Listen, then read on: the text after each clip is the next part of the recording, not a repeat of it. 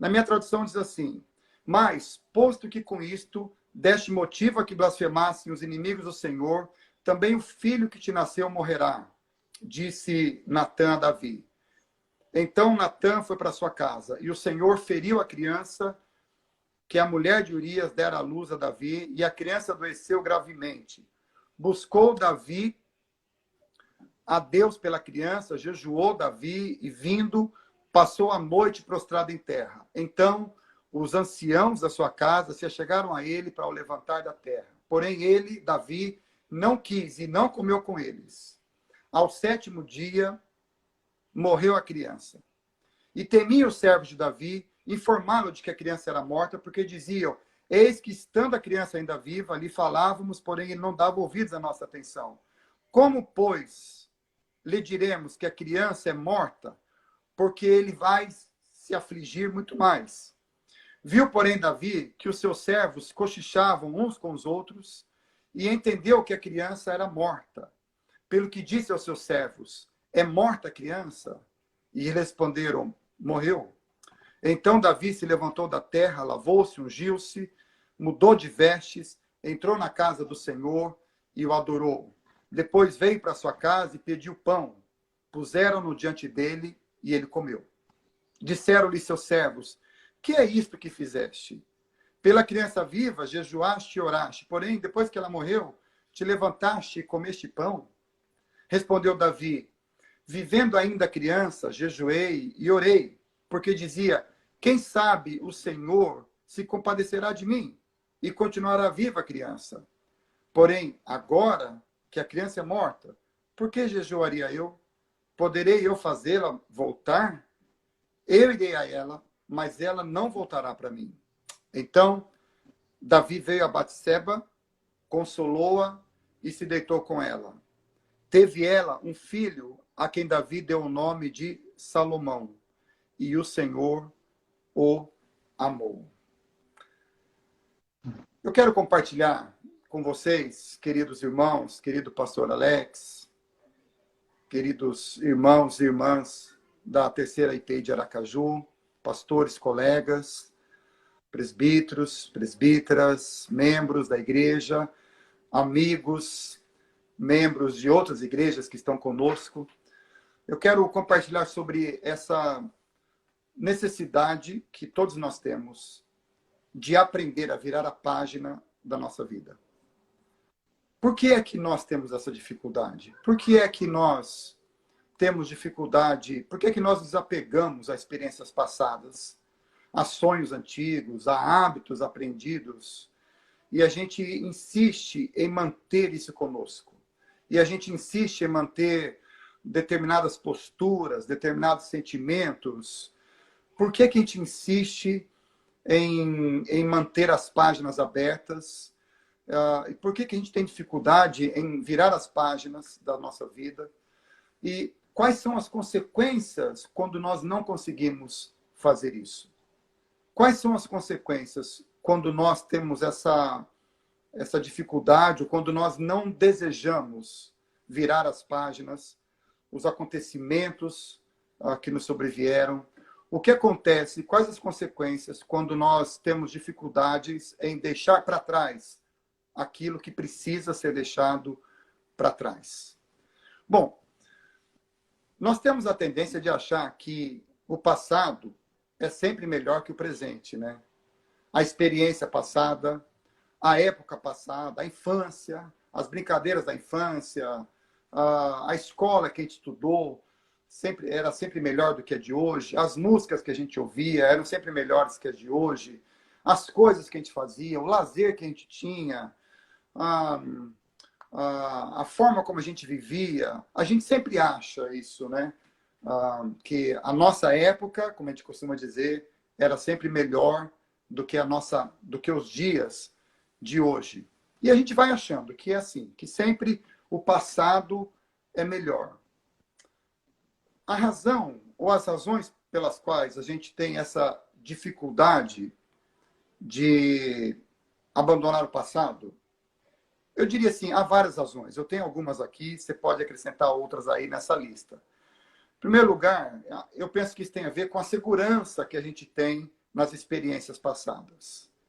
Às vezes, nós tivemos boas experiências no passado e a gente se segura a elas como se aquilo fosse um ursinho de estimação, dizendo, não, eu vou carregar isso pro resto da minha vida. Não há problema nenhum de carregar boas experiências, o problema é que a gente coloca aquilo como se fosse as melhores experiências da nossa vida. Isso é uma coisa ruim. Os afetos que estão conectados com aquelas lembranças. Boas lembranças, boas experiências, e a gente fica com aquilo dentro da gente. E a gente tem bons afetos, e a gente tem dificuldade de deixar aquilo para trás. O medo da gente não saber o que está vindo nos faz ficar presos ao passado. A gente não sabe o que vai acontecer. A gente não sabe dos desafios que estão por vir. Então, é mais seguro a gente ficar com aquilo, é mais seguro a gente andar no caminho que a gente já andou.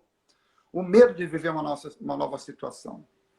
Uma outra razão é a própria dificuldade que a gente tem de aceitar os fatos, de saber que as coisas mudaram, de saber que a gente precisa caminhar, de saber que a gente precisa continuar a nossa vida, de saber que a gente foi chamado para crescer na fé, para avançar como pessoas, para amadurecer, para alcançar novos alvos na nossa vida.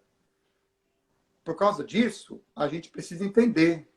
E aquilo que o próprio apóstolo Paulo disse, eu deixo para trás as coisas que para trás ficam. Eu avanço para as coisas que estão diante de mim. Então, há um princípio bíblico da gente aprender a virar a página da nossa vida. Terminou o dia, vira a página. Terminou o mês, vira a página. Terminou o ano, vira a página. Acabou aquele ciclo de alguns anos, vira a página. A gente guarda a lembrança, a gente guarda as experiências, o aprendizado, até com os nossos erros, mas a gente precisa aprender a virar a página daquilo que já passou. Quando é que a gente precisa virar a página? Eu diria assim, em 3 ocasiões, irmãos. Primeiro, depois que a gente tem a consciência de que a gente fez o necessário naquele ciclo da nossa vida. A gente fez o necessário naquele dia. A gente fez o necessário naquele ano. A gente fez o necessário naquela situação. Não importa quanto tempo ela tenha durado, mas a gente fez tudo que era necessário ter feito naquela situação. Quando a gente tem essa consciência, é hora de virar a página. Quando é que a gente precisa virar a página? Depois que a gente tem também essa consciência de que nada ficou para trás. Eu fiz tudo o que eu tinha que fazer. Como o apóstolo Paulo disse, eu combati o bom combate. Eu completei a carreira, eu guardei a fé. Não ficou nada para trás. Não há pendências. Não há pendências nenhuma a serem resolvidas. É hora de virar a página. E a gente vira a página depois que a gente tem o discernimento que a vida precisa seguir em frente. Vamos dizer assim que eu, você, tenhamos vivido uma situação, seja ela boa, seja ela ruim, seja ela difícil, seja ela uma situação de dor, de perda, seja ela uma situação de vitória, seja ela uma situação de tristeza, seja ela uma situação dramática, que tenha gerado traumas, que tenha gerado confusões no nosso espírito, no nosso coração. Quando a gente ganha o discernimento de que a gente deve seguir em frente, a gente precisa virar a página. Então, há várias situações que nos dizem que a gente precisa fazer isso. A gente precisa virar a página. E eu escolhi esse texto, pastor Alex, de Davi. Esse é um estudo de caso. E eu escolhi esse estudo de caso aqui, referindo-se a Davi, exatamente quando fala da enfermidade do filho dele. Eu li o texto aqui, os irmãos acompanharam. O filho de Davi, recém-nascido, adoeceu gravemente, diz o verso 15. E quando Davi percebeu que o seu filho adoeceu, ele dedicou-se completamente à cura daquela criança. Eu anotei aqui, e o texto bíblico diz, pelo menos 4 coisas que ele fez. Primeiro, ele buscou a Deus. Ele usou os recursos espirituais que ele tinha naquele momento. O texto diz que ele jejuou, o texto diz que ele humilhou-se diante de Deus, o texto diz que ele prostrou-se em oração. No verso 16 diz isso. Então ele buscou a Deus, ele usou os recursos que ele podia. Também, ele abriu mão de reinar naqueles dias. O texto diz que ele ficou 7 dias ali, naquela postura de buscar a Deus, de querer uma resposta de Deus, a cura de Deus para aquela criança. E ele ficou 7 dias, ele abriu mão de reinar, ele não queria mais saber do trono, do que estava acontecendo, das coisas que se passavam ao redor do reino. Ele não queria nem ouvir os conselheiros dele. O verso 18 diz isso. Ele ficou ali 7 dias. O verso 17 diz que ele não quis ouvir os seus conselheiros. E também diz no verso 17 que ele abriu mão de se alimentar. Então você veja que Davi dedicou-se à cura do seu filho. Ele orou, jejuou, se prostrou, abriu mão daquilo que ele tinha que abrir mão, daquele que ele achava que ele tinha que abrir mão, abriu mão de se alimentar e focou. Ele fez tudo o que ele precisava, tudo o que ele podia, tudo aquilo que ele entendia que ele podia fazer para resolver determinada situação. Ele não deixou nada para trás naquela situação. Mas aí o texto diz que a criança morreu. Os conselheiros começaram a cochichar ali, e o Davi percebeu, né, que eles estavam falando baixinho, e desde aquela época a gente sabe, né, quando as pessoas ficam falando baixinho perto da gente, é porque elas não querem que a gente saiba o que está acontecendo. E os conselheiros ali, cochichando, Davi percebeu, né, tem uma coisa errada. E ele chegou para os conselheiros e disse, escuta, a criança morreu. E os conselheiros não queriam dizer nada, porque eles pensaram, se Davi já está assim agora, desse jeito, prostrado, não se lembra nem que ele é rei, por causa da criança doente, imagine quando a criança morrer. Ele vai ficar desesperado. Esse homem ele terá um surto imenso. E quando Davi percebeu o que estava acontecendo, ele perguntou, a criança morreu? E eles disseram, majestade, infelizmente não teve jeito, a criança não resistiu. Interessante a reação de Davi. O texto diz, em primeiro lugar, que ele encarou a situação. Verso 19. Ele se levantou, foi até os conselheiros, perguntou, é morta a criança? Ele encarou aquela situação. Segundo lugar, o texto nos diz que ele se levantou da terra. Vamos dizer assim, pastor Alex, que a terra, ali onde ele estava, era o lugar da tristeza, era o lugar do sofrimento dele, era o lugar da contrição, do quebrantamento, da possível perda que ele poderia ter. Era um lugar, assim, que se caracterizou pelo choro durante 7 dias. Mas o texto diz que Davi abandonou aquele lugar. Davi levantou-se daquele lugar. Terceira coisa, o texto diz que Davi cuidou de si mesmo. Ele se cuidou. Porque ele passou 7 dias ali completamente sem se importar com a situação dele. E o texto diz que ele se levantou, saiu daquele lugar, lavou-se, tomou um banhão, porque ele estava 7 dias sem banho, tomou um banho, se perfumou, se ungiu, passou aquela colônia real dele e botou vestes novas. Então ele cuidou de si. E depois de ter feito isso, ele fez uma coisa mais importante ainda, a mais importante, na verdade. Ele entrou numa sala e ali diz que ele adorou a Deus. Ele reconheceu a soberania de Deus.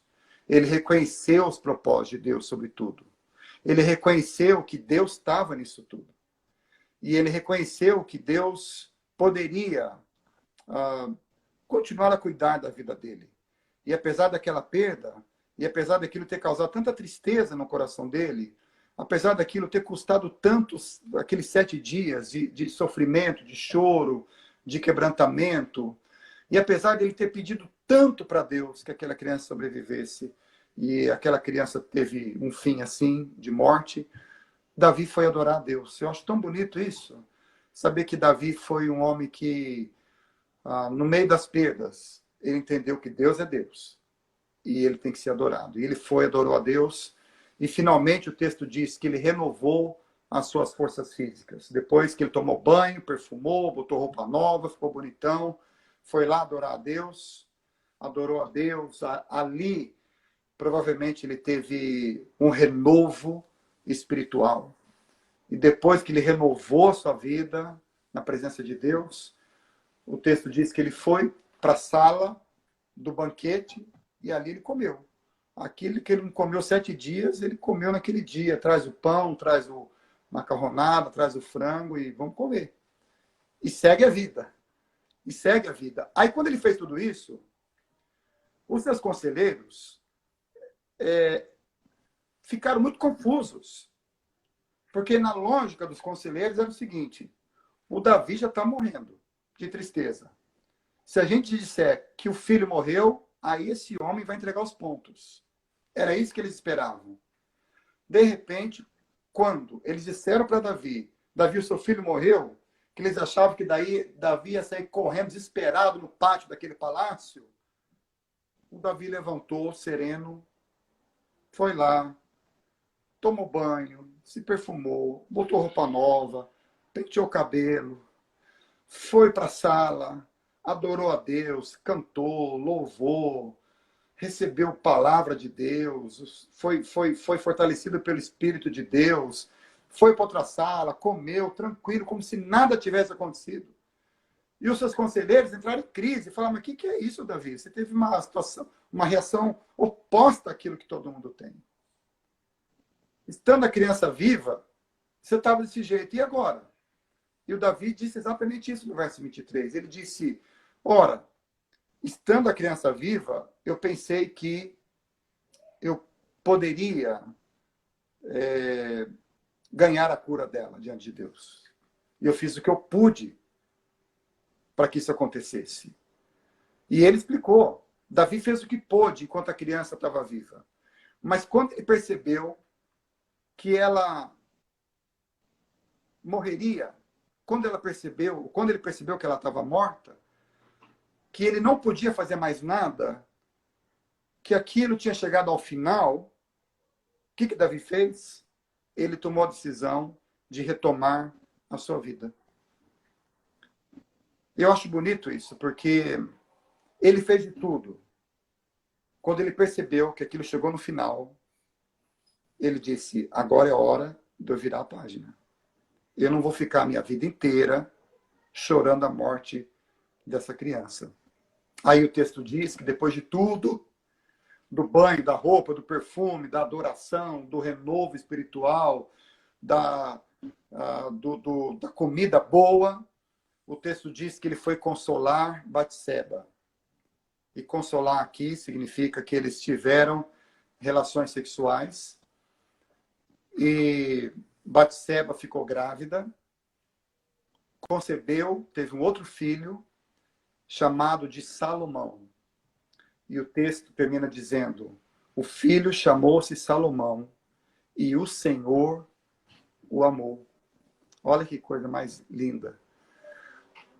O que aconteceu? Davi virou a página, olhou para frente e seguiu o seu caminho. E porque ele fez isso, Deus deu a ele um outro filho. E a Bíblia diz que Deus amou esse outro filho. Eu quero já partir profissionalmente aqui, pastor Alex, e dizer o seguinte: quais são as consequências quando nós não viramos as páginas da nossa vida? Não viramos as páginas de um relacionamento ruim, não viramos as páginas de uma derrota, não viramos as páginas de um tropeço, de um pecado que cometemos, não viramos a página de uma derrota financeira na nossa vida, não viramos a página da solidão, não viramos a página da incredulidade, não viramos a página do nosso egoísmo. O que acontece conosco quando a gente não vira as páginas da nossa vida? Primeira coisa, é uma vida com falta de propósitos. Porque se eu fico me segurando ali o tempo todo, naquelas coisas que já passaram, mas eu me agarro a elas, o que vai acontecer é que a minha vida vai perder o propósito. E uma vida sem propósito é uma morte em vida. Uma vida sem propósito é uma vida que já está morrendo e ainda não sabe. A segunda consequência da gente não virar as páginas da nossa vida é uma vida de culpa, pastor Alex. Um dos maiores problemas que as pessoas têm com o seu passado é a culpa. É a culpa por ter feito coisas ou é a culpa por não ter feito coisas, né? É a culpa por ter feito, puxa, eu não devia ter feito aquilo. Mas é a culpa também de quem diz, puxa, por que é que eu não fiz aquilo? Por que é que eu não tomei aquela decisão?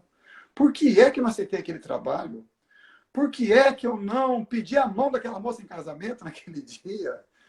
Por que é que eu não falei de Jesus para aquela pessoa? Por que é que eu rejeitei aquele trabalho? Por que é que eu não fiz aquele curso? E as coisas vão por aí. Isso começa a trazer culpa. E eu tenho aprendido, pastor Alex, que a depressão tem a ver com muito passado. Passado excessivo, isso gera depressão. Não é a única causa, claro. Mas muita gente depressiva que eu tenho encontrado, algumas pessoas, têm problema com o seu passado. Uma outra consequência de não virarmos a página é a falta de energia para prosseguir. Porque, é claro, se eu fico gastando energia com aquilo que já passou, eu não tenho energia para prosseguir. E Paulo fala lá para a gente prosseguir, Filipenses. Prossigamos. Como é que eu vou prosseguir se eu não tenho energia? Vou concluir, que meu horário está acabando aqui. A outra consequência da gente não virar a página é a perda do senso de destino, que é uma palavra que eu gosto. O pessoal que me ouve já sabe disso. Eu gosto dessa palavra, senso de destino. É aquela noção clara que uma pessoa tem quando ela acorda pela manhã e ela entende que ela está ali porque Deus tem um propósito para a vida dela. Ela tem uma missão, ela tem um caminho na frente dela. A gente diz que essa pessoa tem um senso de destino. E eu tenho aprendido, pastor Alex, e irmãos que estão me ouvindo, e irmãs e todos, que quando uma pessoa tem um senso de destino, nada a segura. Ela caminha, ela vai para frente e ela chega onde ela tem que chegar. Agora, uma pessoa que não vira a página, esquece. Esquece essa pessoa. Ela não tem senso de destino. E a última consequência da gente não virar a página é, infelizmente, pastor Alex, uma vida amargurada. Uma vida amargurada. É muito triste a gente encontrar pessoas que têm uma vida cheia de amargura. Ficam amarguradas porque não conseguiram avançar na sua vida. Imagine Davi, se não tivesse virado a página, não tivesse levantado, tomado banho, lanchado, adorado, refrigerado, consolado a sua esposa, teria sido um homem amargurado para o resto da vida. Quantas pessoas se amarguram porque não conseguem virar a página? Então eu quero concluir essa palavra, querida igreja que me ouve, fazendo um desafio para vocês e para todos nós. Meu convite para você hoje é: vire as páginas da sua vida e prossiga para aquilo que o Senhor tem para você. Vire as páginas e prossiga. Perdoe a você mesmo. Perdoe pelas coisas que você fez. ou pelas coisas que deixou de fazer. Perdoe a si mesmo. Perdoe aqueles que, na caminhada, de alguma forma ou de outra, consciente ou inconsciente, prejudicaram você. Perdoe-os também.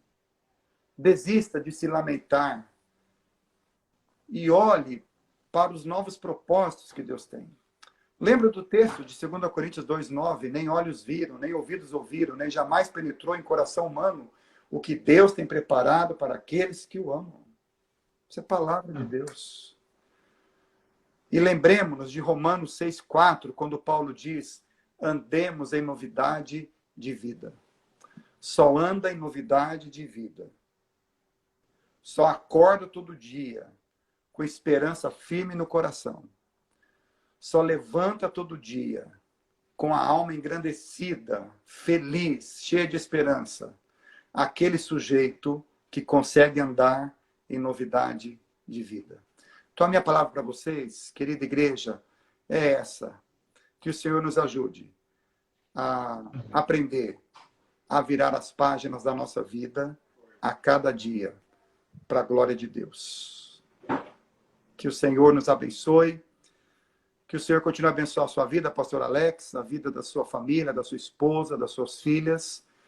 Que o Senhor continue a abençoar a sua igreja, a sua liderança, os presbíteros, presbíteras, diáconos, diaconisas, toda a membresia.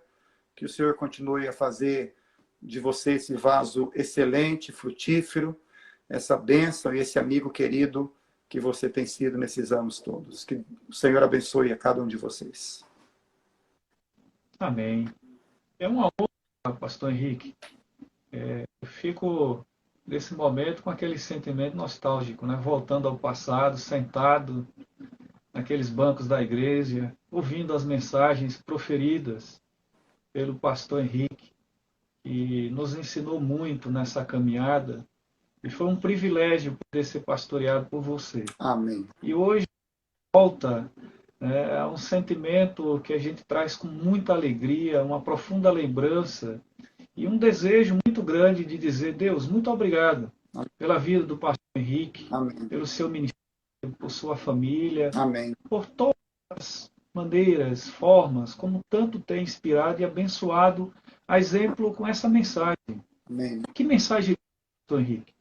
Que mensagem profunda, muito extraído a grandeza, a beleza da entrega da palavra de Deus, como vem no coração. E a gente fica muito feliz em poder saber que não só eu, mas todo o povo que nos ouve, e principalmente que ouve essa mensagem proferida pela sua boca, usada por Deus, a gente fica numa expressão de reconhecimento que Deus fala constantemente. Deus fala a todo momento com propósito Amém. de nos ajudar e, ao mesmo tempo, nos ensinar a virar as páginas. Amém. E é muito bom a gente entender nessa noite a virar a página que muitas vezes tem sufocado a vida das pessoas, em especial aqueles que são de Jesus Cristo, que vivem marcadas por sentimentos de tristeza, de dor. E é muito bom que todo mundo ouça nessa noite uma palavra tão bem aplicada. Meu reconhecimento, sobretudo, a Deus pela glória dele e pelo seu ministério, que Deus tem tanto lhe usado e abençoado. Glória a Deus. Os irmãos podem acompanhar as mensagens do pastor Henrique no Facebook, está sempre lá, levando a sua igreja e divulgando nesse mundo, especialmente a todas as pessoas que conhecem.